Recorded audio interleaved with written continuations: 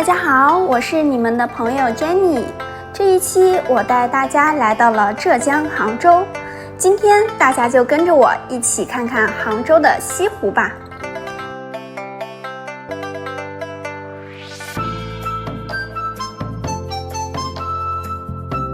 西湖它可不是普通的湖，而是一幅会动的画，美到让人忘不了。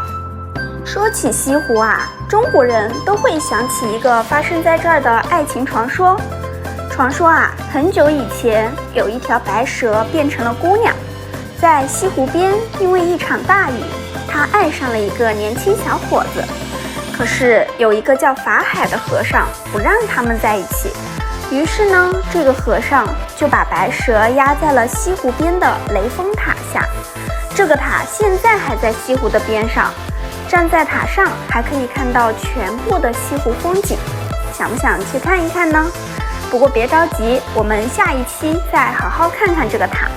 在这里，我先给大家介绍一下什么是和尚。这个词呀，在上一期我们在苏州寒山寺的时候也出现过，大家还记得吗？有粉丝当时看到就问我了，什么是和尚呀？其实啊，和尚指的是信佛教，在寺庙里生活的人，当然他也有别称僧人。相对来说，和尚更具有口语性，也是大家都熟知和常用的词语。你看，和尚经常穿着灰色或黄色的长袍，把头剃得光光的，不留头发，有的手里还会拿一串佛珠。他们在寺庙里念经、扫地，还会帮来玩的人解答问题，说话非常的温和。如果大家在街上看到他们，不要觉得奇怪，因为和尚不是奇怪的人，而是用善良和智慧帮助别人的人哦。大家看，西湖是不是很大呀？西湖最特别的就是三面环山一面城的神仙布局，远方层层叠叠的青山，就像给西湖围了一圈绿色的围栏一样，把湖保护得安安稳稳的。另一面呢，就是杭州的城区，城区里面老房子和新房子放在一起，特别好看。湖里面呢还有3个小岛，湖边还有好多柳树，风一吹，柳枝轻轻地晃着，就好像在说欢迎大家来西湖玩哦。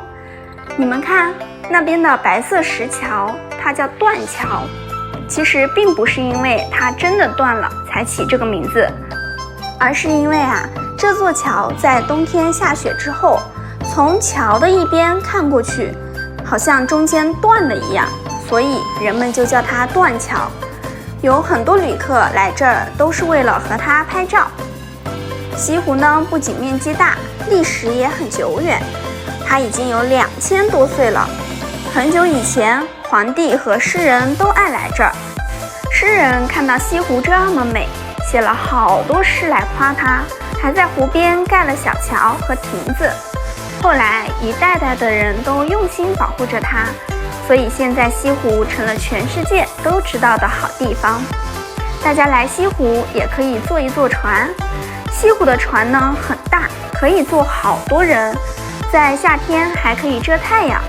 坐在船上，我们可以看到两岸的花和树，听着船划过水面哗哗的声音，特别的舒服。湖边还有人卖甜甜的藕粉，是用西湖的莲藕做的，大家感兴趣可以买回去尝一尝。西湖呢，不管春天、夏天、秋天还是冬天，都有不一样的美。春天呢有柳树，夏天有荷花，秋天能看圆月，冬天会下雪。如果你来杭州，千万别错过西湖哦，相信你一定会和我一样爱上这个地方。